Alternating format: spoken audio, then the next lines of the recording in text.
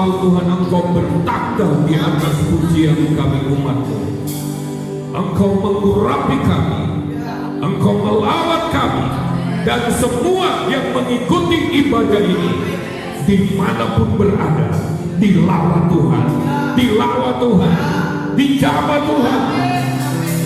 Tuhan bekerja dengan mujizat-Nya melalui ibadah ini. Kami mau memberikan takhta yang mulia bagi-Mu di atas pujian kami Tuhan. Sebab Engkau yang berkata bahwa Engkau bertakhta di atas pujian umat-Mu. Roh pujian penuhi kami. Haleluya, haleluya, haleluya. Api Roh Kudus menyala. Hati kami bersukacita, hati kami bersorak bagi-Mu Tuhan. Penuhi tempat ini dengan kuasa-Mu Tuhan, dengan hadirat-Mu. Bebaskan kami semua. Kami siap untuk memuliakan nama-Mu dalam nama Tuhan Yesus Kristus. Haleluya, haleluya, haleluya. Amin. Mari silakan duduk kekasih-kekasih Tuhan, umat yang diberkati. Haleluya. Sukacita Allah tidak akan habis dalam kehidupan orang-orang yang berserah berharap kepada Tuhan.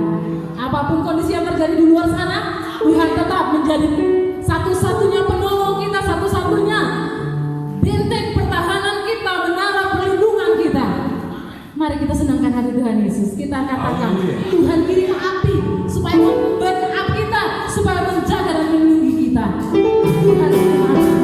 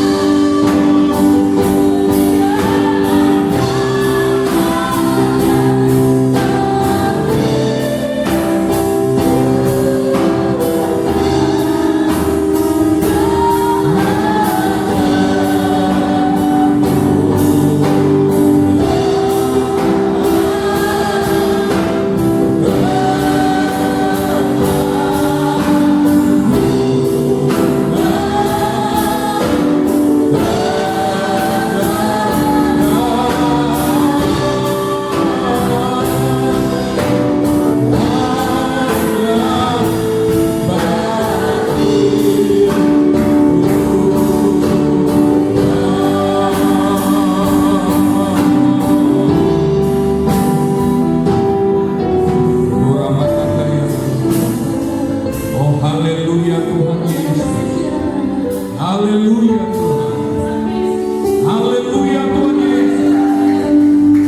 Engkau memperhatikan setiap kami Tuhan, dan Engkau punya jawaban untuk setiap persoalan kami.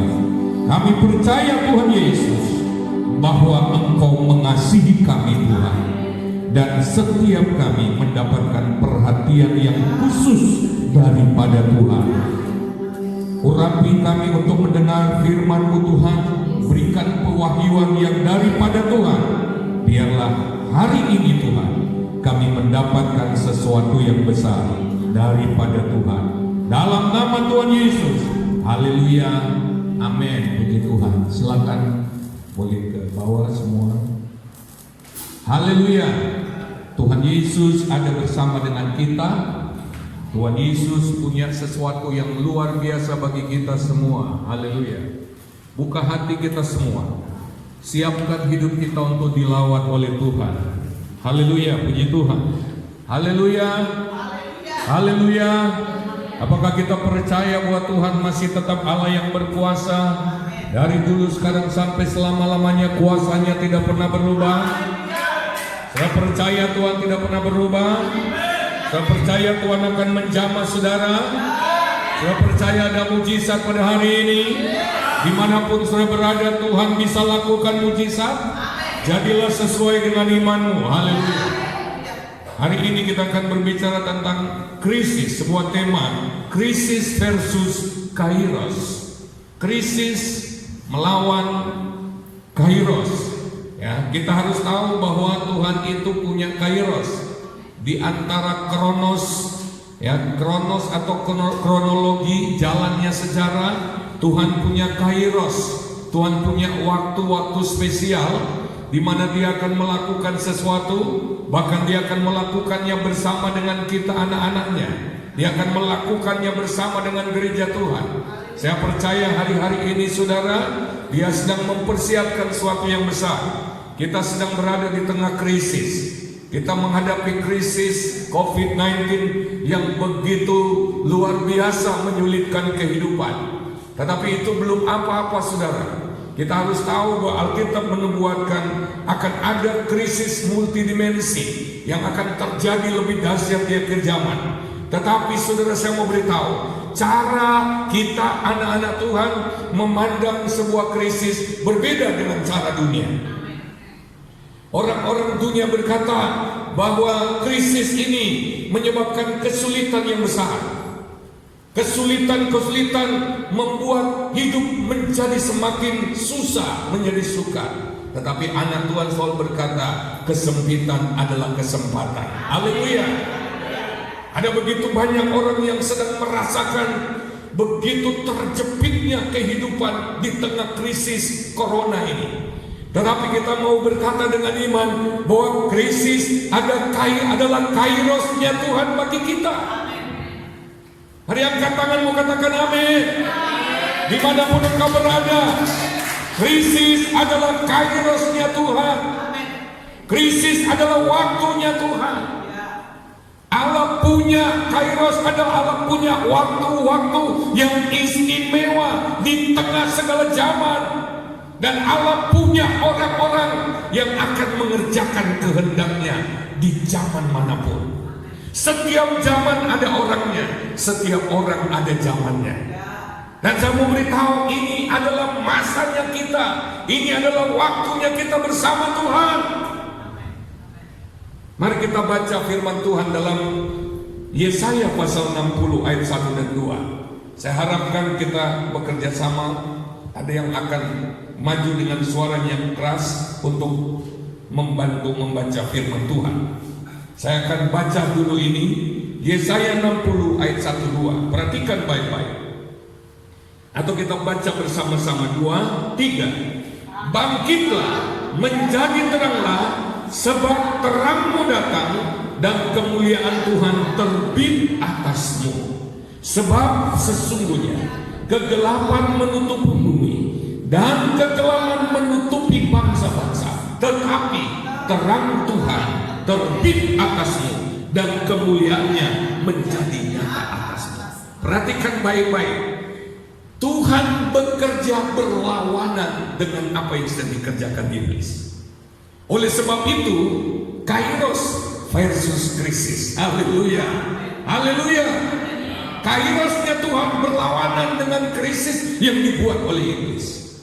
Memang Tuhan mengizinkannya, tetapi iblis juga harus berhadapan dengan agendanya Tuhan. Ketika Tuhan mengizinkan iblis menggarap Ayub, bukan berarti Tuhan membiarkan. Justru iblis sedang berhadapan dengan karya Tuhan yang begitu luar biasa di dalam kehidupan Ayub. Dan terbukti iblis akhirnya jadi pecundang. Haleluya. Haleluya. Anak Tuhan, orang percaya, pengikut Yesus tidak boleh takut, tidak perlu takut pada krisis. Kegelapan, munculnya kegelapan dan kekelaman dalam ayat ini, itu dilawan dengan kemuliaan Tuhan yang terbit atas kita. Bahkan Tuhan bilang, inilah waktunya. Inilah waktunya untuk kita bangkit menjadi terang. Arti kata kegelapan dan kelam kabut dalam ayat ini begitu mengerikan, saudara. Kegelapan dalam bahasa aslinya kosek. Itu artinya tidak jelas, kabur, membingungkan, gak jelas. Kita sulit untuk mengidentifikasi ini apa. Ini bagaimana kalau kita berjalan di tengah hujan naik mobil, lalu kemudian kaca mobilnya berjamur, kita kesulitan untuk membaca rambu-rambu. Dengan curahan hujan yang begitu luar biasa, saya pernah berjalan di tengah hujan yang begitu deras, menyetir mobil, saya menjadi kesulitan kabur. Kegelapan juga berarti semuanya tersembunyi. Gelap itu menyembunyikan sesuatu, saudara, menjadi seperti rahasia. Hari-hari ini pemerintah pun berkata, kita tidak tahu kapan COVID akan berhenti. Dunia tidak tahu. Dan dunia juga tidak bisa memprediksi lebih jauh akan ada bencana apa lagi. Sulit diprediksi. Begitu tersembunyi, saudara. Kegelapan juga menurut kata dalam bahasa aslinya berarti penuh dengan kejahatan. Gelap karena kejahatan. Hari-hari ini sudah manusia sedang terjepit dengan kebutuhan hidup. Ada orang-orang tertentu yang sebetulnya dia tidak bermaksud jahat, tapi dia terpaksa. Dia terpaksa harus mencuri, terpaksa harus merampok, karena anak istrinya harus makan atau keluarganya harus makan. Kejahatan muncul di mana-mana pada hari-hari ini, saudara. Dan ini juga kegelapan juga berarti penderitaan, kehancuran dan kematian. Di mana-mana kita sedang melihat penderitaan. Apakah saudara juga sedang menderita hari-hari ini? Kita melihat banyak orang kehilangan anggota keluarganya karena direnggut nyawanya menjadi korban COVID-19. Kita sedang berada di tengah-tengah kegelapan itu. Kita sedang berada di tengah-tengah krisis itu. Kata kelam kabut mengandung arti suram, gelap, dan kotor, saudara. Saudara, kita melihat begitu kalam kabutnya. Pemerintah kita rasa-rasanya sudah capek. Para medis juga berteriak, tolong. Kalau sampai semua pihak habis kemampuannya, sampai pada batas akhir kemampuan mereka, apa yang akan terjadi, saudara? Dampak dari virus ini, saudara. Ada orang nggak takut. Saya nggak takut virus. Saya punya imunitas tubuh yang kuat. Ini masalahnya bukan soal engkau kena virus lalu nggak sakit, bukan itu. Tapi virus ini sudah berdampak secara ekonomi. Mungkin kita tidak sakit karena kita kuat secara imun. Mungkin kekebalan tubuh kita kuat, tapi apakah kita kebal secara ekonomi? Apakah ekonomi kita nggak goncang gara-gara ini? Sisi-sisi lain berbagai aspek kehidupan ikut terguncang oleh karena virus ini. Saudara-saudara, bahkan ada orang sampai merasa takut, paranoid kalau membaca berita tentang virus. Tapi saya tidak takut. Dan saya pun kalau memberikan berita tentang COVID, saya tidak beri untuk menakut-nakuti. Saya berikan untuk kemudian menyadarkan orang-orang, ayo kita ini anak Tuhan. Haleluya. Kita tidak bisa menutup mata sebab Alkitab yang membuka. Jangan sampai justru karena kita menutup mata kita tidak takut, tiba-tiba kengerian itu sudah di depan pintu kita, belum sempat dihajar oleh sesuatu yang mengerikan, kita sudah mati ketakutan, jantungan, terkejut. Karena apa? Kita nggak mau tahu. Kita harus tahu, bukan untuk ketakutan, tapi untuk mengantisipasi sesuai dengan firman Allah. Kita tidak bisa pandang enteng. Nah saudara, krisis, kegelapan, kekelaman di akhir zaman itu menimbulkan krisis multidimensi. Kalau kita melihat nubuat firman Allah dalam Matius 24, ada 7 krisis yang akan memuncak di akhir zaman, bahkan akan menimbulkan bencana yang mengerikan, saudara. Jadi kita harus mengerti, kita tidak hanya berbicara tentang krisis COVID, enggak. Kita boleh pandang enteng krisis COVID, tapi kita sedang bersiap-siap, dunia sedang bersiap-siap menyongsong krisis multidimensi. Gereja harus ada berita-berita yang bersifat profetik, berita-berita yang bersifat nubuatan, memberitahu apa yang akan terjadi. Saya lihat secara cepat saja, saudara, tidak usah kita baca. Yang pertama, dalam Matius 24 dikatakan dosa atau kedurhakaan akan bertambah. Ini krisis moral, saudara. Krisis kekudusan, saudara. Ini akan menimbulkan bencana kejatuhan. Banyak orang-orang percaya di dalam dosa kalau kita tidak berhati-hati. Ini bisa menjurus kepada bencana spiritual. Dalam Matius pasal 24 itu banyak orang akan murtad, meninggalkan Yesus. Ditambah lagi akan ada krisis atau bencana alam, gempa bumi sini sana akan terjadi. Dan kita harus jujur mengakui bahwa makin hari bencana-bencana itu intensitasnya makin tinggi. Menurut sebuah survei, tidak ada hari di mana bumi ini tidak bergoyang. Tidak ada hari di mana tidak terjadi gempa di berbagai tempat. Kita menghadapi bencana-bencana yang mengerikan di akhir zaman. Lalu kemudian bencana ekonomi. Matius 24 juga mencatat akan terjadi kelaparan.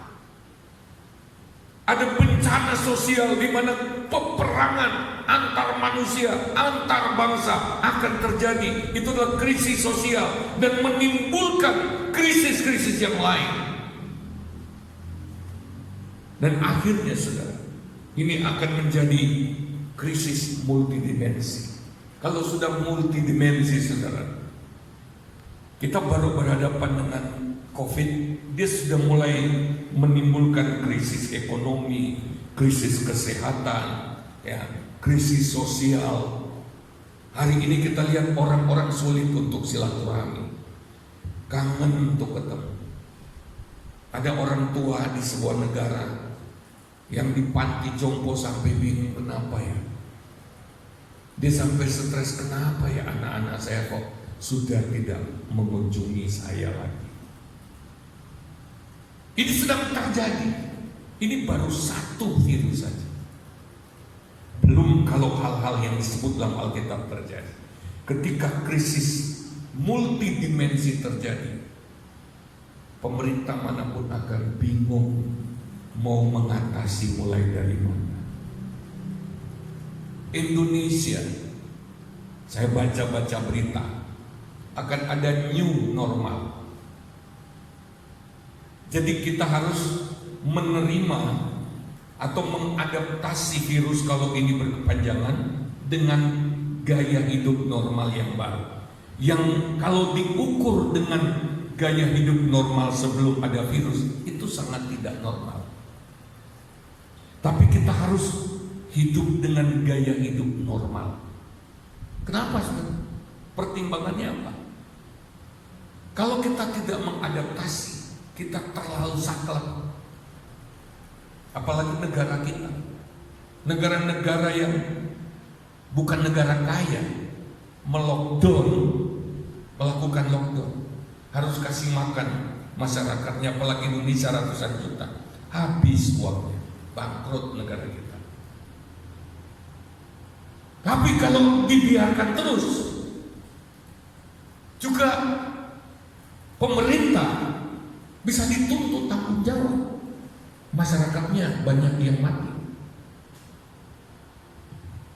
Bingung, saudara. Ketika multidimensi terjadi, krisis multidimensi terjadi, bingung yang mana. Kalau ini diatasi, kayak penyakit itu komplikasi, itu maksudnya multidimensi. Kita harus siap-siap. Mau tangani kayak penyakit gula dan penyakit lever, bertabrakan, saudara. Mau diobati levernya dengan gula, dia ada penyakit diabetes. Itu yang dimaksud komplikasi. Suka atau tidak suka, kita harus tahu dunia akan menghadapi krisis multidimensi. Jangan jadi anak Tuhan yang slow, yang biasa saja. Ini waktunya untuk kita tampil berbeda. Haleluya, haleluya. Bagaimana caranya kita hidup di tengah krisis, apalagi kalau terjadi krisis multidimensi? Yang pertama, perhatikan. Yang pertama, kalau kita mau bertahan, bahkan bukan hanya bertahan di tengah-tengah krisis, juga kita berdampak. Ada 3 hal pertama yang saya mau jelaskan. Yang pertama, miliki kepekaan spiritual. Jangan tuli secara rohani. Jangan tidak mau tahu secara rohani. Perhatikan baik-baik. Di masa-masa yang genting ini, betapa penting mata rohani kita, telinga rohani kita harus siap, harus waspada. Jangan sampai kita kehilangan instruksinya Tuhan. Jangan sampai kita tidak menangkap arahannya Tuhan. Ini penting sekali. Oleh sebab itu, kita belajar melalui proyek 4F ibadah keluarga, membangun keintiman dengan Tuhan. Karena kalau kita dekat dengan Tuhan, suara atau kode sinyal sekecil apapun kita bisa menangkap. Gereja kita sudah dipersiapkan oleh Tuhan. Kita sudah berada di hari ke-50 belajar tentang keintiman dengan Tuhan, supaya kita bisa awas, waspada. Saya kembali mau ceritakan, satu waktu terjadi sabotase penyanderaan pesawat, saudara, yang isinya mayoritas orang Yahudi. Lalu untuk menyelamatkan warga Yahudi ini, dibikinlah sebuah skenario. Diutuslah penembak yang jitu masuk dalam pesawat. Begitu pintu terbuka, lalu dalam bahasa Ibrani Penembak ini berkata, tiara. Yang menyandera bukan orang Israel. Tiara. Semua orang Israel diam karena ngerti bahasa. Begitu terorisnya ditembak mati, kok ada satu orang Israel yang mati? Kenapa? Dia nggak peka. Dia sudah ngerti bahasanya sendiri tiara. Dia nggak dengar. Dia nggak awas. Dia bengong. Dia nggak tiarap. Maka dia kena tembakan mati. Hari-hari ini perhatikan dengan baik, saudara. Saya percaya justru di tengah-tengah situasi krisis, Tuhan akan banyak bicara untuk mengarahkan anak-anak Tuhan. Kita harus punya kepekaan rohani. Makanya kita sedang belajar tentang gaya hidup ibadah. Ada banyak orang berpikir, saya ibadah hari Minggu saja sudah cukup. Itu tidak akan cukup untuk membangun kepekaan rohani. Saya sudah mengikuti acaranya, itu tidak akan cukup. Hari-hari ini kita sedang belajar ibadah bukan ritual. Kita sedang belajar ibadah dalam pengertian hubungan yang selalu akrab dengan Tuhan. Relasi yang 1x24 jam bergaul karib dengan Tuhan. Itulah gaya hidup ibadah. Gaya hidup ibadah selalu mempersembahkan tubuh kita di atas mezbahnya Tuhan. Roma 12 ayat 1. Kalau kita bisa dekat dengan Tuhan, kita akan memiliki kepekaan. Kita harus tahu apa yang Tuhan sedang kerjakan hari-hari ini dan apa yang Tuhan ingin kita kerjakan. Haleluya. Haleluya. Karena tadi dalam Yesaya, ketika kegelapan datang, Tuhan akan melibatkan kita dalam agendanya. Bangkit, bangkit, jadi terang. Haleluya. Dalam Yohanes pasal 5 ayat 19-20 berkata, maka Yesus menjawab mereka katanya, aku berkata kepadamu, sesungguhnya anak tidak dapat mengerjakan sesuatu dari dirinya sendiri, jikalau tidak ia melihat Bapa mengerjakannya. Sebab apa yang dikerjakan Bapa, itu juga yang dikerjakan anak. Sebab Bapa mengasihi anak, dan ia menunjukkan kepadanya segala sesuatu yang dikerjakannya sendiri. Bahkan ia akan menunjukkan kepadanya pekerjaan-pekerjaan yang lebih besar lagi daripada pekerjaan-pekerjaan itu, sehingga kamu menjadi heran. Yesus sendiri berkata, aku tidak bisa mengerjakan apa-apa dari diriku sendiri selain yang aku lihat, selain yang Bapa tunjukkan. Haleluya. Itu Yesus. Hari-hari ini saudara, kita harus ambil peduli dengan apa yang Bapa sedang kerjakan. Maksudnya apa? Kita hanya bisa bertahan kalau kita ada di proyek Bapa. Kalau kita bikin proyek sendiri, karakter silakan. Bapak tidak ada di sana. Bapak lagi sibuk dalam proyeknya. Apalagi kalau proyek kita bukan proyeknya Tuhan, bertentangan apalagi. Tadi malam kita belajar dalam ibadah keluarga, tidak semua yang halal itu berguna. Yang halal pun, yang baik pun tidak boleh memperbudak kita. Baik, halal, kita nggak bisa berkata, oke, itu baik. Ini kan nggak bertentangan dengan firman. Apa yang aku lakukan bukan dosa. Tetapi ada dua aturan, berguna atau tidak. Dan berguna menurut Tuhan dan menurut kita beda. Mungkin berguna bagi kesenangan daging kita, bagi kenyamanan kita. Tapi dalam ukuran Tuhan, apakah itu ada gunanya bagi Tuhan? Yang kedua, mungkin itu bukan dosa, tetapi jangan-jangan itu sedang memperbudak kita. Pekerjaan memperbudak kita, hobi memperbudak kita. Kalau sesuatu itu sedang memperbudak kita, itu tidak benar, dan Allah tidak akan berada di sana bersama dengan kita. Kalau kita mau bersama-sama dengan Tuhan, kalau kita mau bertahan, bahkan mampu melewati krisis, kita harus berada dalam proyeknya Bapa.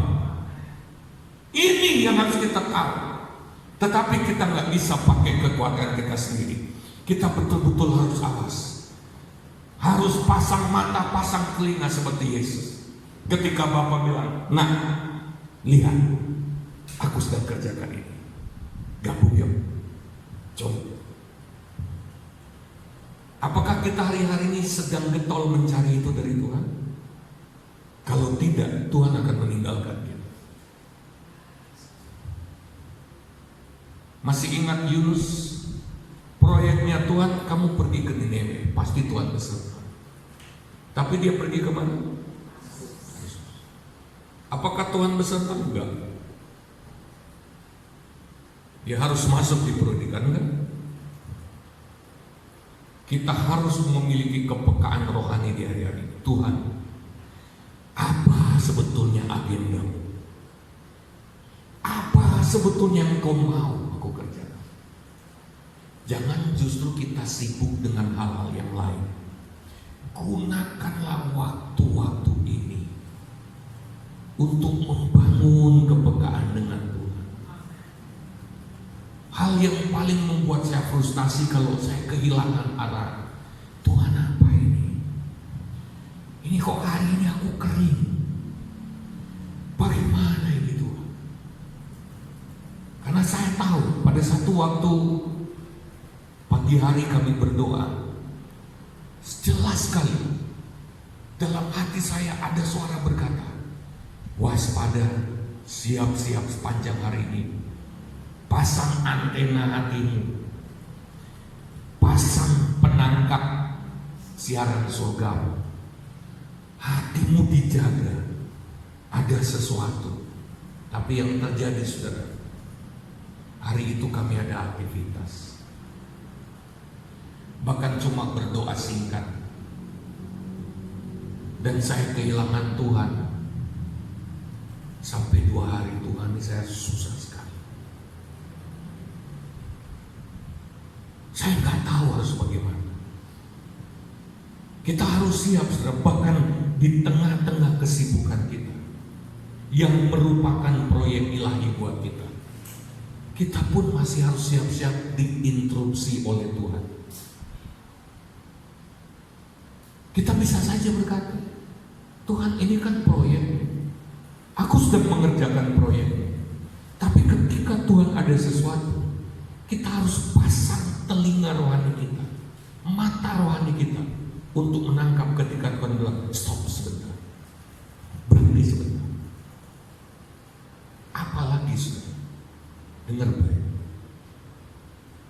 saya ingin mengatakan menurut Alkitab bahwa iblis itu tahu waktunya dia tinggal singkat.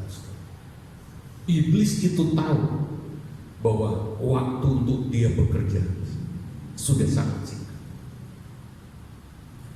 Ini konsekuensinya, dia akan meningkatkan pekerjaan, dia akan lipat gandakan serangan, dia tidak akan menyia-nyiakan kesempatan sekecil apapun ketika kita beri dia peluang. Pada waktu kita ada waktu luang, dia memperhatikan bagaimana kita menggunakannya. Iblis itu tidak akan menyia-nyiakan. Pada waktu kita ngelamun, kita berpikir apa? Iblis itu memperhatikan. Dan dia siap menyerang kita kapan saja. Oleh sebab itu saya katakan tadi, di tengah-tengah kesibukan, termasuk kami hamba Tuhan, walaupun lagi sibuk pelayan, harus tetap peka untuk menangkap interupsinya Tuhan. Berhenti sebentar, Karena Tuhan tahu ketika ada bahaya. Haleluya. Haleluya. Karena Tuhan tahu ketika iblis mulai beraksi. Satu waktu kami sedang KKR di sebuah daerah. Tiba-tiba saudara, pembicara yang pertama termasuk saya kayak dicekik, kehilangan suara. Selesai KKR kami bertanya kepada gembala setempat. Ternyata dekat lokasi tempat kami KKR di lapangan terbuka itu ada pohon tempat orang mencari ilmu. Nah pada waktu itu jelas sekali ini ada serangan musuh. Saya mau beritahu pada saudara, iblis itu tidak pernah kasih tahu dulu waktu dia mau menyerang kita.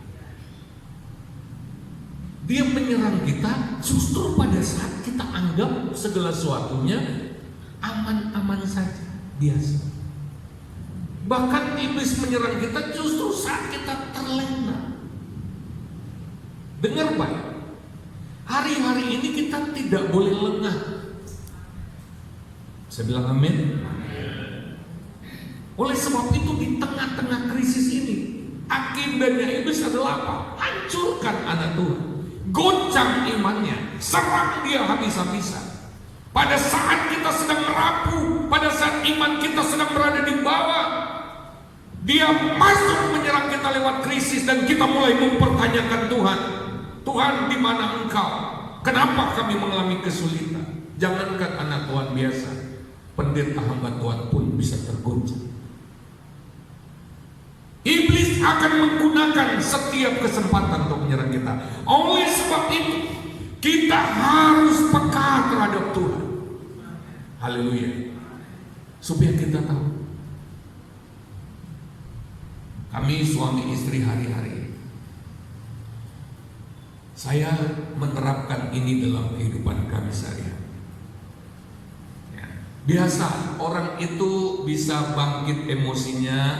Pertama, kalau dia stres itu dalam pikiran, terlalu banyak pikiran, terlalu banyak agenda yang dipikirkan bisa stres, bisa timbul kemarahan. Makanya hati-hati, suami istri hati-hati. Bisa saja suamimu lagi stres, ya entah apa, ya jangan terus nerocos.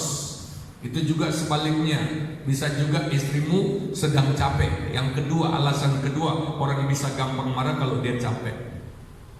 Capek tambah stres itu bisa melegakan amarah. Ya. Jadi kalau pasanganmu lagi mencucu, hati-hati, dia lagi stres. Ya. Diam saja. Saya suka membaca itu kalau si Oma Gembala ini mulai, nadanya kok mulai rodok pahit, saya diam saja. Ya. Dia juga tahu kalau saya lagi meninggi, nah, dia ngerti juga. Oh ini mungkin pikirannya lagi banyak. Apalagi hari-hari ini saya mesti susun materi ibadah keluarga. Apalagi hari ini, pagi tadi saya sudah susun, lalu kemudian saya persiapkan lagi firman Allah untuk ibadah ini. Ya, nggak bisa diganggu.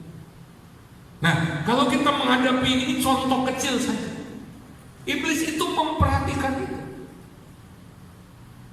Kalau kemudian, wow, ini pasanganku atau anak-anak kita bisa saja memancing. Hati-hati. Seringkali tanpa kita sadar, ternyata itu adalah serangan iblis yang kecil. Kalau kita salah menyikapi, kita akan digoncang-gancingkan olehnya. Marilah kita jadi anak Tuhan yang peka. Amin. Ini modal kita. Saya sudah pernah berkata kepada saudara, di antara semua berkat yang saya paling perlukan dari Tuhan, andai kata semua berkat hilang dari saya tidak mau kehilangan keakuratan pimpinan Tuhan. Ketika saya terjatuh, saya bisa bangkit, saya bisa tahu apa yang harus dilakukan kalau Tuhan memberikan arahan dalam hidup saya. Seseorang bisa saja hancur, tapi ketika dia balik kepada Tuhan, Tuhan tuntun dia bisa bangkit kembali. Tetapi seseorang yang tanpa pimpinan Tuhan, tanpa kepekaan dengan Tuhan, dia bisa mengalami kehancuran total dan permanen karena dia kehilangan tuntunan Tuhan. Tapi di tengah goncang-gancing seperti sekarang ini, kalau kita masih punya kepekaan akan tuntunan Tuhan, step by step Tuhan akan berkata, melangkahlah di sini, melangkahlah di situ, ambil satu langkah ke depan, ambil satu langkah ke samping. Tuhan akan menuntun kita secara akurat. Hari-hari ini salah melangkah satu langkah saja, itu akibatnya bisa fatal. Di tengah-tengah krisis, mengambil langkah yang keliru bisa mengakibatkan kehancuran. Dengar baik, carilah pimpinan Tuhan dengan membangun kepekaan rohani. Haleluya, haleluya, haleluya. Yang kedua, saudara, di tengah krisis multidimensi, kalau tadi kita sudah bangun kepekaan rohani, ya, menangkap kairosnya Tuhan, jangan-jangan Tuhan sedang beri peluang, ya. Saya percaya hari-hari ini justru Tuhan punya agenda yang saudara bisa lakukan. Amin. Maka yang kedua, perhatikan, di tengah krisis seperti ini, kita harus memiliki dan memberdayakan pengurapan Roh Kudus yang spesifik. Miliki dan berdayakan pengurapan Roh Kudus yang spesifik. Ada beberapa macam pengurapan dari Tuhan. Pengurapan itu, saudara, adalah kemampuan spesifik yang Allah berikan kepada seseorang atau pada sekelompok orang tertentu dalam rangka menyelesaikan tugas tertentu atau agendanya Tuhan. Perhatikan lagi, pengurapan Allah yang spesifik itu adalah pemberian kemampuan yang khusus kepada seseorang atau kepada sekelompok orang untuk mengerjakan sesuatu, mengerjakan tugas yang Tuhan berikan padanya. Nah, setiap orang itu bisa berbeda. Oleh sebab itu, kita sedang berada di hari-hari yang biasanya oleh aliran Pantekosta, inilah hari-hari berdoa 10 malam. Ya, walaupun sudah penuh Roh Kudus, berdoa. Salah satu tujuannya yang belum penuh supaya penuh Roh Kudus. Yang sudah penuh Roh Kudus untuk mendapatkan pengurapan khusus, untuk mengenali pengurapan khusus. Kenali. Ya. Dalam kehidupan kami hamba Tuhan ada pengurapan seorang gembala, ada pengurapan seorang nabi, ada pengurapan untuk seorang guru. Memang dia ditugaskan untuk itu. Ada pengurapan seorang penginjil. Oleh sebab itu, seorang penginjil ketika berkhotbah melayani sesuai dengan pengurapannya, dia begitu dahsyat. Tapi kalau suruh menggembala nggak bisa, karena dia akan sering pergi-pergi meninggalkan jemaatnya. Ya, makanya penginjil sehebat apapun kita nggak bisa bilang, andai kata dia jadi gembala kami, nanti dia nggak akan bisa menggembala, dia akan pergi terus. Ya. Seorang nabi belum tentu seorang gembala. Seorang nabi penyambung lidah Tuhan, dia bisa mengungkap rahasia-rahasia kita juga, dia bisa berbicara berdasarkan suara Tuhan. Tapi kalau dia bukan gembala, kita nggak bisa berkata, wow hebat, dia bisa bicara pesan Tuhan. Sebab kalau dia terus bicara, satu waktu saudara, ya, ada satu gereja, ya, yang takut mengundang hamba Tuhan profetik. Kenapa saudara?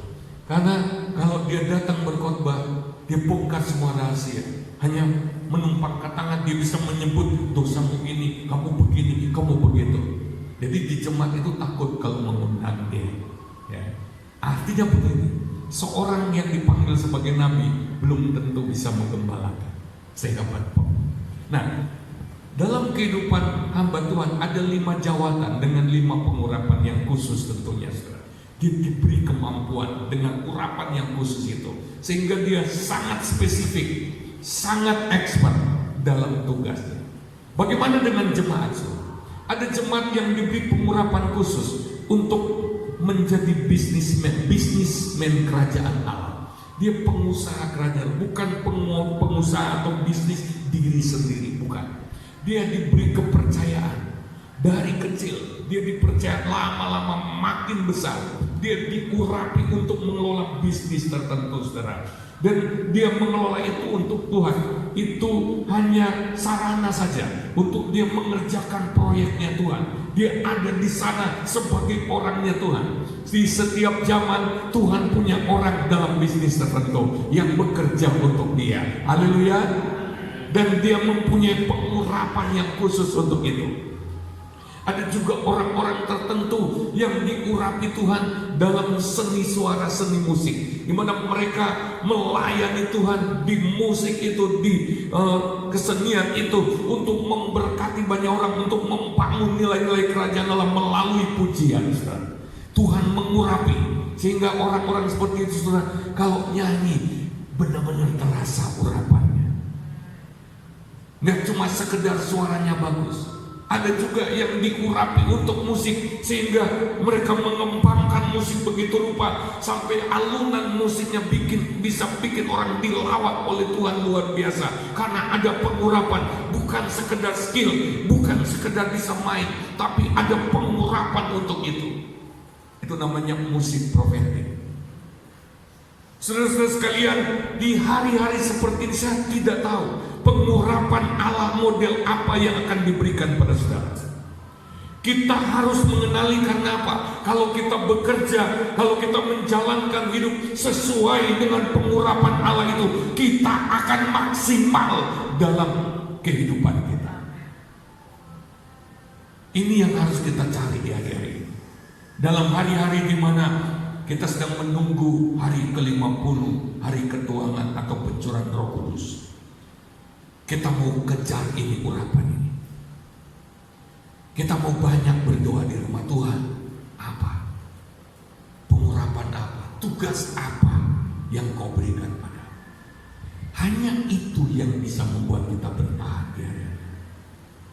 Orang yang diurapi Allah tidak sembarangan disentuh oleh Tuhan. Karena Alkitab mengatakan dia itu seperti biji mata Tuhan. Jangan menjamah orang yang diurapi Tuhan. Haleluya.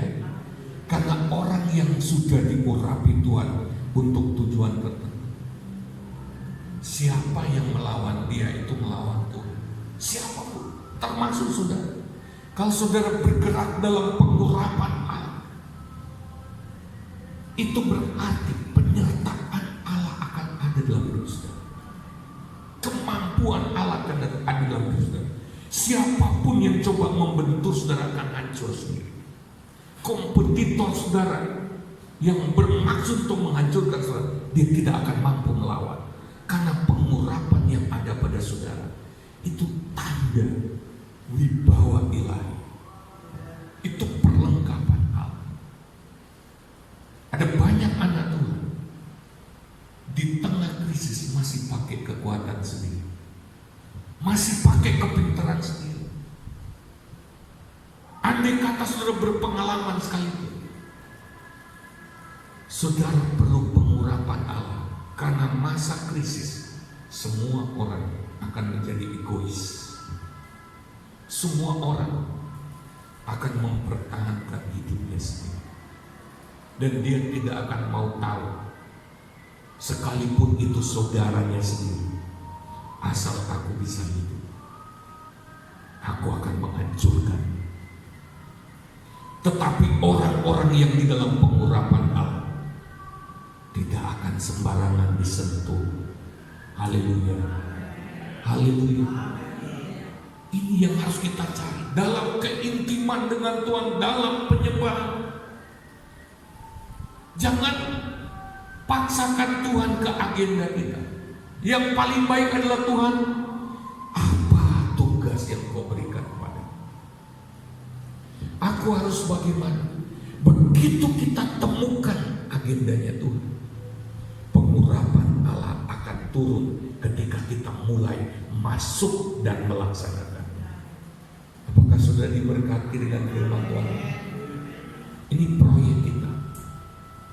Saya harap modal ibadah dari hari pertama sampai hari yang ke-50 yang disusun, dibangun begitu rupa untuk supaya perlahan-lahan kalau dipraktekkan dengan benar itu pasti sudah menghasilkan hati yang intim dengan Tuhan. Hari ini untuk proyek 4M gelombang pertama adalah hari yang terakhir. Sebentar saya akan kirim.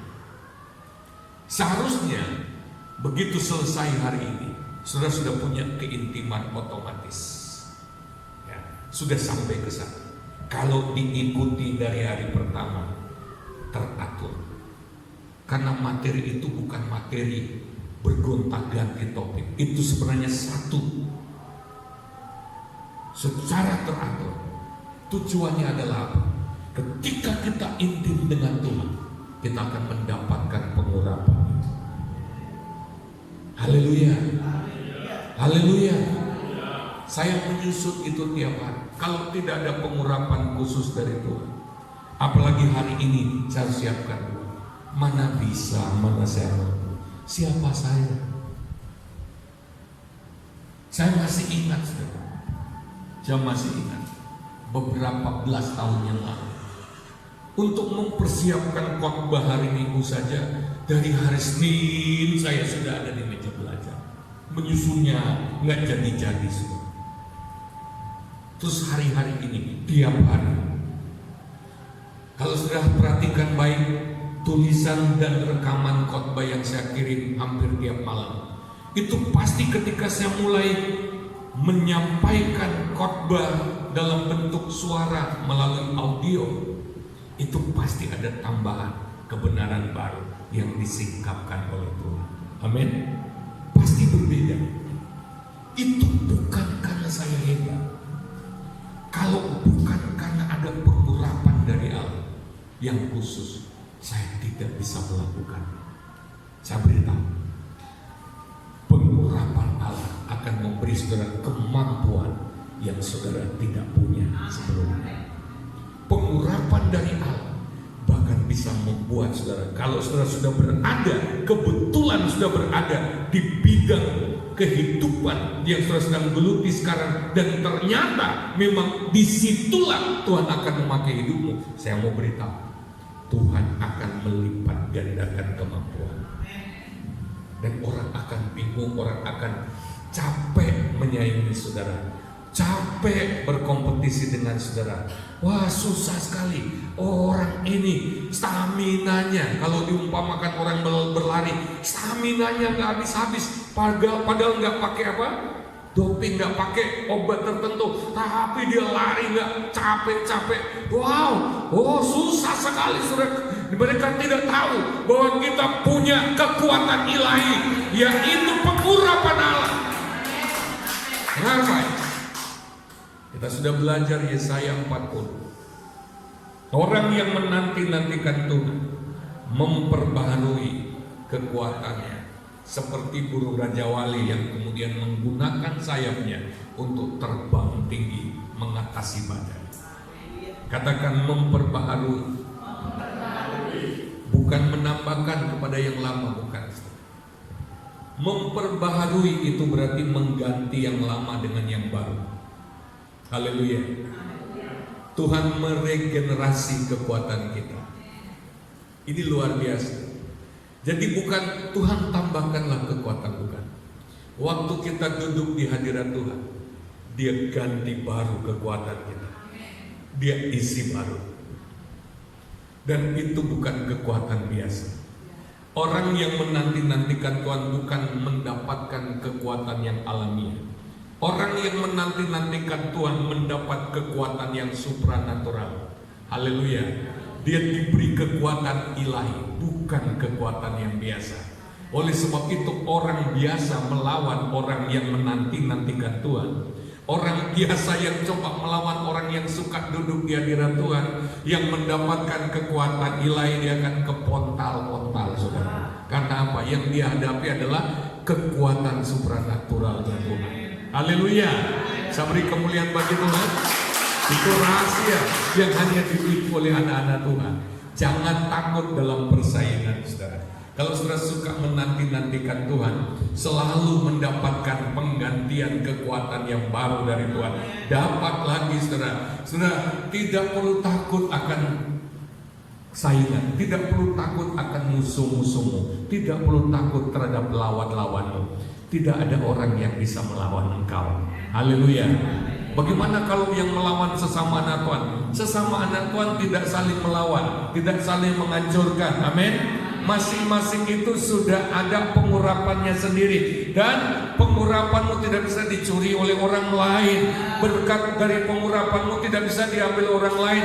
Juga kalau kita sudah diurapi Tuhan untuk pekerjaan tertentu, jangan berusaha mencuri orang lain. Karena apa? Itu bukan hakmu. Engkau sudah diberi sendiri oleh Tuhan, dan engkau pasti berhasil. Oleh sebab itu, pengurapan Allah itu bukan hanya untuk hamba Tuhan yang berkhotbah, bukan hanya untuk hamba Tuhan yang melayani kesembuhan. Pengurapan itu juga bisa diberikan kepada seorang ibu yang jualan makanan. Dia diurapi untuk pekerjaan tersebut. Bisa juga diberikan kepada seorang guru yang mengajar di sekolah. Amin. Haleluya. Bisa juga diberikan kepada seorang karyawan. Saya bilang amin. Amin. Amin. Pekerjaan apapun. Oleh sebab itu kita harus mengenali. Hari-hari ini saudara, secara bisnis banyak orang harus banting setir bisnisnya. Bisnis kemarin goncang macet, cara-caranya, polanya nggak bisa lagi digunakan. Dia harus banting setir, menggunakan cara baru, rubah cara. Saya juga mau beritahu kepada saudara, kalau saudara berada dalam sebuah bidang kehidupan di mana Tuhan tidak mengurapi saudara untuk bidang kehidupan itu, saya anjurkan banting setir. Udah tanya Tuhan, apakah aku benar di sini? Atau aku harus banting setir? Apa ini pekerjaan yang Tuhan urapi buat saya? Atau ada pekerjaan lain? Sebetulnya kita bisa mengukurnya dari dampak kita. Apakah kita berdampak pada banyak orang? Apakah kita bisa membawa kemuliaan bagi banyak orang dalam pekerjaan itu? Atau malah menenggelamkan kita, menempatkan pelita hidup kita itu di bawah gantang? Kita harus periksa, apakah ada buah-buah rohani, apakah ada buah-buah jiwa di dalam bidang pekerjaan atau bidang kehidupan yang sedang saudara geluti itu. Kita lihat, ada dampak nggak? Atau mungkin lebih jelas lagi begini, saya sudah berusaha, tapi rasanya nggak ada hasil. Saya belum menghasilkan apa-apa bagi Tuhan di dalam pekerjaan ini. Saya cuma merasakan menghasilkan uang misalnya. Saya cuma merasakan malah seluruh waktu, energi saya terkuras habis tanpa apa-apa yang tersisa bagi Tuhan. Kayaknya saya nggak ada dampak sama sekali bagi Tuhan. Bisa jadi juga saudara sudah berada di pekerjaan itu, tapi saudara tidak mengenali, tidak mendengarkan arahan Tuhan. Atau bisa jadi itu bukan bidang. Apalagi, bertahun-tahun gak jadi-jadi. Gak jadi-jadi. Gagal terus, hancur terus. Itu saatnya saudara harus datang pada Tuhan. Ini bukan soal saudara mau hidup atau mau mati, bukan. Bukan soal saudara keluargamu harus bisa makan, bukan. Ini persoalannya adalah kepentingan Tuhan dalam hidupmu. Haleluya. Cari, berdoa, jangan bikin kecewa Tuhan. Jangan terus putus asa dalam gini. Ya, dasar kere. Ya, terus berkata begini, dasar pecundang. Kita harus berdoa. Kalau Tuhan tunjukkan sesuatu yang baru, lakukan. Karena apa? Dia akan mengurapi engkau di bidang itu. Haleluya. Yang terakhir, saudara. Yang terakhir, di tengah-tengah krisis, kita harus memiliki iman dan keberanian untuk bertindak. Haleluya. Kalau kita sudah tahu ya peluangnya, yang pertama tadi, kalau kita sudah miliki kepekaan spiritual untuk mengenali agenda Tuhan, ya. Kita tahu tugas atau apa yang Tuhan sedang kerjakan. Lalu kita tahu apa yang harus kita kerjakan. Aduh, itu luar biasa kalau kita tahu, karena kita pasti berhasil bersama Tuhan. Amin. Yang kedua, kita sudah dapat pengurapannya. Yang ketiga, itu saatnya kita harus bertindak dengan iman penuh keberanian. Ketika kita melangkah, saudara, ya, mungkin ada kebimbangan dalam hati kita karena kita belum mendengar firman Tuhan. Mungkin kita merasa, apa bisa ya, apa aku mampu. Tapi kalau Tuhan sudah pimpin, saudara, pengurapan Allah sudah turun. Langkah pertama kelihatannya mungkin tidak berarti, tapi kalau kita taat sama Tuhan, kita mulai melangkah dan terus dengarkan Tuhan. Langkah kedua, langkah ketiga, saudara akan berkata, wow, aku tidak menduga. Langkah pertama kelihatannya biasa saja, kelihatannya tidak ada prospek. Tapi ketika kita terus melangkah bersama Tuhan, oh haleluya, seperti penglihatan Yeskiel tentang sungai yang keluar dari bait Allah. Ketika Tuhan menyuruh dia masuk dalam air, ya, airnya cuma sampai di mata kaki. Airnya dangkal. Tapi Tuhan bilang melangkah lagi. Airnya sudah sampai di lutut. Amin. Tuhan bilang melangkah lagi. Airnya sudah sampai ke pinggang. Melangkah lagi. Kali ini Yeskiel tidak bisa lagi menginjakkan kaki di bumi, karena air sudah mengangkat dia. Haleluya. Dia tidak langsung ke air yang dalam, saudara, di mana dia menemukan kehidupan di sana. Wow, di mana air itu mengalir, terjadi kehidupan. Dia mulai dengan air sebatas mata kaki. Dia melangkah. Saudara, taat, saudara. Ada kalanya pimpinan Tuhan itu memang halus sekali, halus sekali. Oleh sebab itu di awal tadi harus peka. Amin. Dan dengan baik. Kalau itu sudah merasakan dorongan, kayak hatiku kok hangat, kayak hatiku itu bergairah sekali, tiba-tiba kok saya seperti tersadar sesuatu, jangan cepat-cepat melupakannya. Tangkap itu baik-baik. Doakan lagi, Tuhan, apakah ini dorongan daripadamu? Kalau kita sudah dapatkan sejahtera dari Tuhan, mulailah melangkah. Ya, mungkin perspektif dunia berkata, apa yang kamu perbuat lucu, gak ada prospek. Waktu anak saya mau kuliah, saudara, sebenarnya dari awal dia sudah kepingin, saya sudah dorong ke musik, karena saya sudah lihat dari SMP dia sudah ngajar musik, sudah menghasilkan. Namun ada seseorang, ada keluarga berkata begini, apa ada prospek? Dia cuma bertanya sih, apa musik itu prospek? Akhirnya banting setir semua ke teknologi pangan. Sekarang kembali lagi ke musik. Andai kata saja dari awal dia sudah di musik, itu lebih luar biasa lagi. Tapi tidak ada kata yang terlambat. Amin. Tidak ada kata yang terlambat. Di tengah-tengah krisis seperti sekarang ini, orang lain di PHK, dia tambah murid. Saya beri kemuliaan bagi Tuhan. Kelihatannya nggak prospek di awal. Prospek apa? Ada kalanya ketika Tuhan tuntun kita kepingin yang besar. Hansen pada waktu selesai kuliah, pemikirannya begini, saya ingin di instansi-instansi, di perusahaan-perusahaan, ada jenjang karirnya di sana, nanti naik lagi, wah luar biasa, itu keren katanya. Nah, kalau musik prospeknya apa? Ternyata itulah yang bikin dia bertahan sampai hari ini, bahkan semakin maju. Nah kalau ketemu ya meringas saja. No problem. Temukan langkah-langkahnya dari Tuhan. Amin. Haleluya. Sudah menangkap suatu dari Tuhan dan dengar baik firman Tuhan pada hari ini.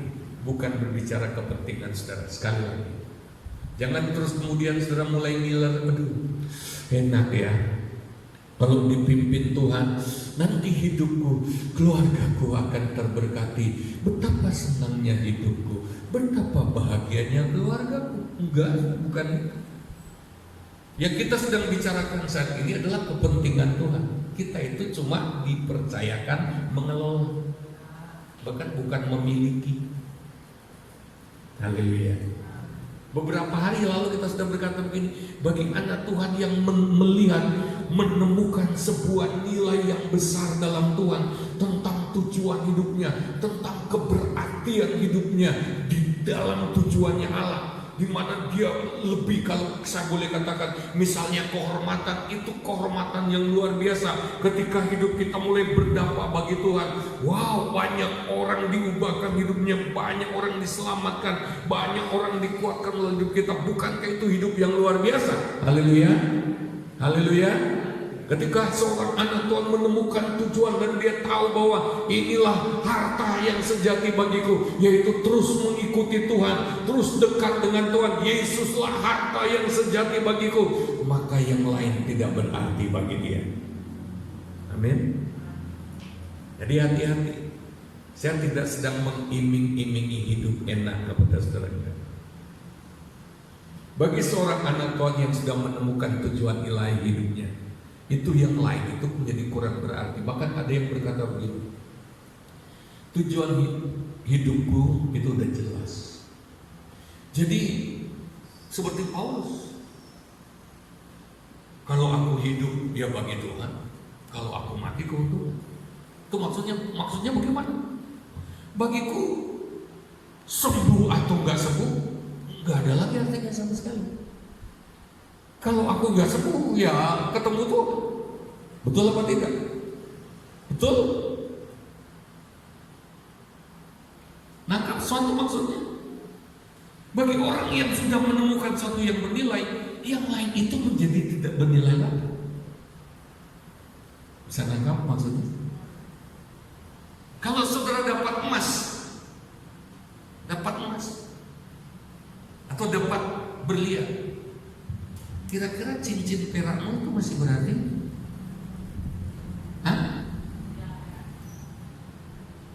Kalau saudara sudah bisa naik motor untuk jarak tertentu, yang capek kalau pakai sepeda ontel, apa masih mau pakai sepeda ontel? Enggak kan?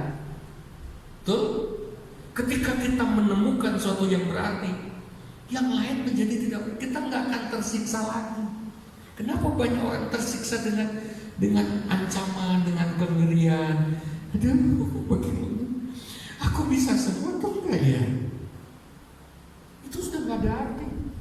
Kalau Tuhan bilang, nah, muleo kembali ya, pulang saja.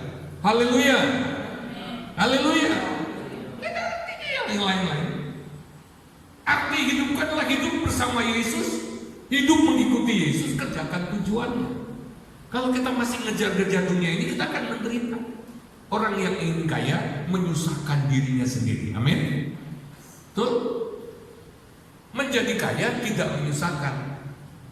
Kalau Tuhan percayakan, tapi ingin tujuannya menjadi kaya, itu bikin banyak penderitaan. Nangkap maksudnya? Mengejar orientasi hidupmu pada kekayaan dunia, engkau akan tersiksa. Tapi menjadi kaya bukan siksaan. Maksudnya, kalau Tuhan bilang, aku akan mengurapi engkau untuk menjadi pengelola kelimpahanku, itu berarti kita bukan memiliki. Haleluya, amin. Aku akan mengurapi, itu gak salah.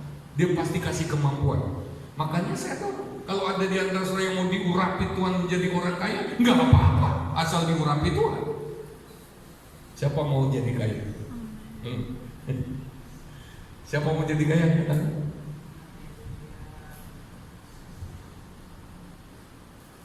Saya nggak mau jadi kaya, tapi saya mau jadi pengelola saja. Haleluya. Haleluya.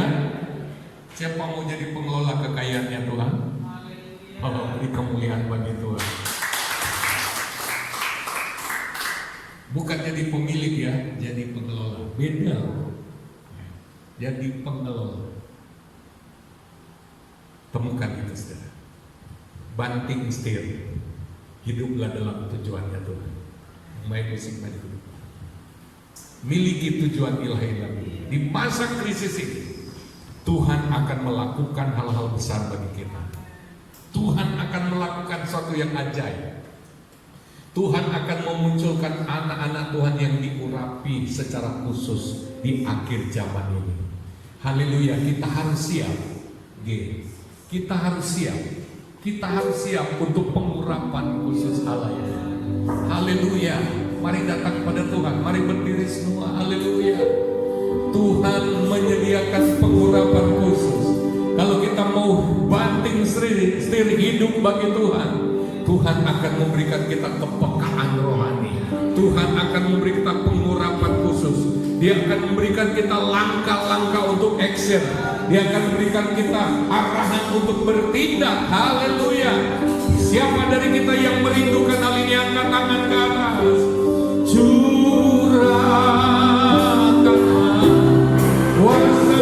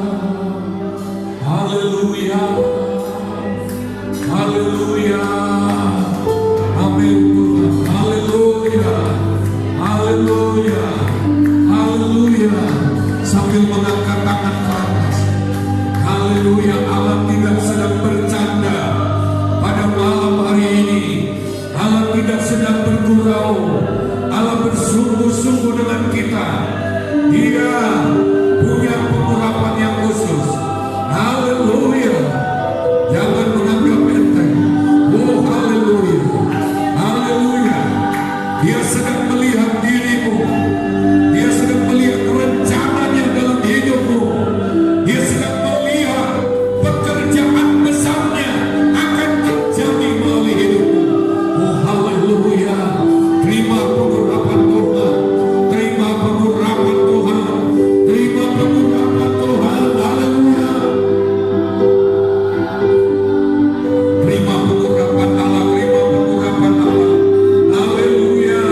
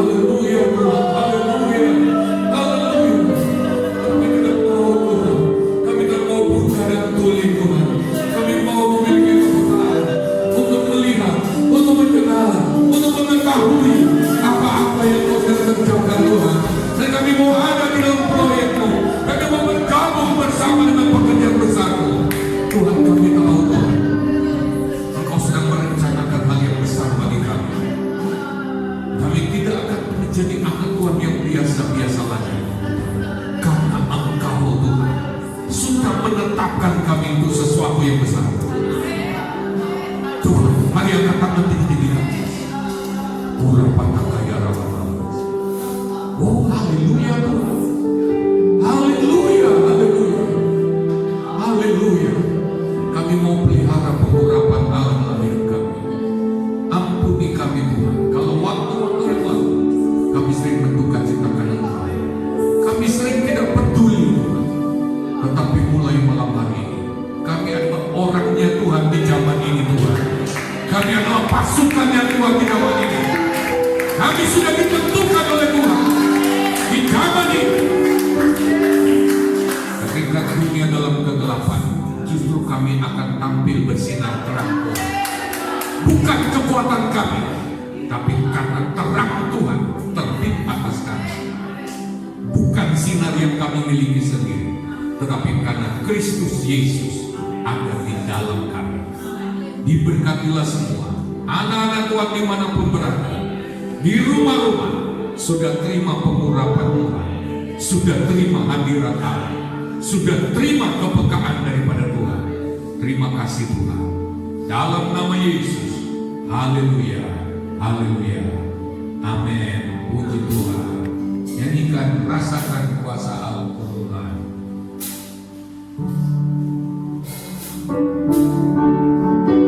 Rasakan kuasa Allah Tuhan. Rasakan kuasa Allah Tuhan.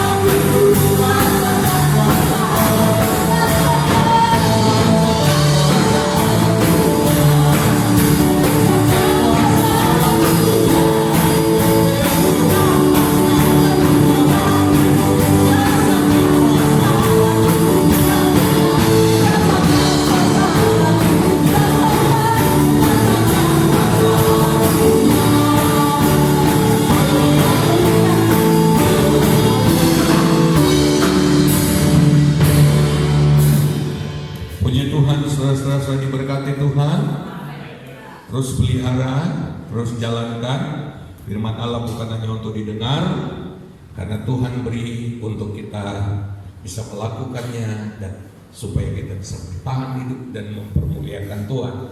Saudara, kita akan bertemu lagi pada minggu yang akan datang, dan tolong diperhatikan baik-baik. Setiap komsel harap berpartisipasi dalam setiap recording ibadah supaya membantu ya. Seperti saya sendiri tidak mampu hanya sendirian ya, karena tiap hari saya harus membuat ibadah keluarga.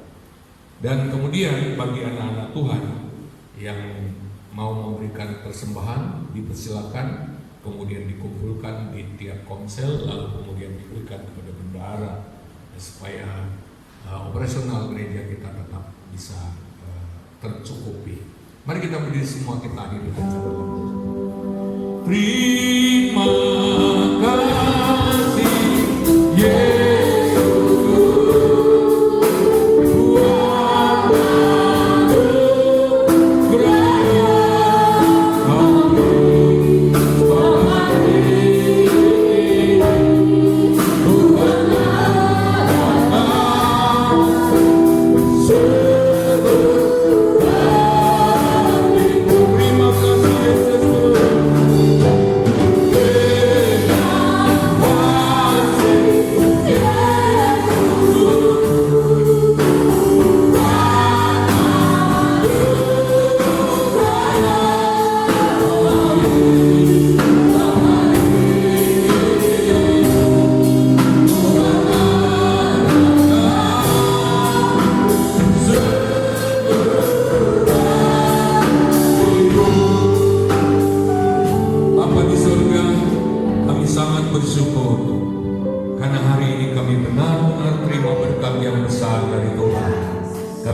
kami sia-siakan berkat dari firman-Mu, dari hadirat-Mu yang kami terima hari ini. Ini adalah perlengkapan ilahi yang luar biasa bagi kami. Kami percaya kasih karunia Tuhan memampukan kami menolong kami menjadi berdampak di tengah krisis. Kami tahu Tuhan, banyak orang hari ini sedang menjerit, banyak orang sedang mengalami kesusahan di hari-hari ini. Tolong Tuhan, beri kami kekuatan, beri kami cara, pimpin kami bagaimana kami bisa melewati semuanya ini. Tolong bangsa Indonesia, tolong pemerintah, tolong aparat, tolong semua yang terlibat dalam penanganan COVID-19 ini. Tolong bangsa-bangsa ini, kerjakan agenda-Mu Tuhan. Kami persilakan, jadilah kehendak-Mu di bumi seperti di surga. Terima kasih Tuhan, terima kasih Yesus. Kami akan akhiri ibadah kami ini. Tuhan sertai kami. Saudara sekalian, terimalah anugerah dan sejahtera dari Allah Bapa, kasih dan kemurahan dari Yesus Kristus Anak yang tunggal, persekutuan penyertaan Roh Kudus menyertai kita sekarang sampai selama-lamanya. Dalam nama Yesus, haleluya, amin. Tuhan berkati kita semua.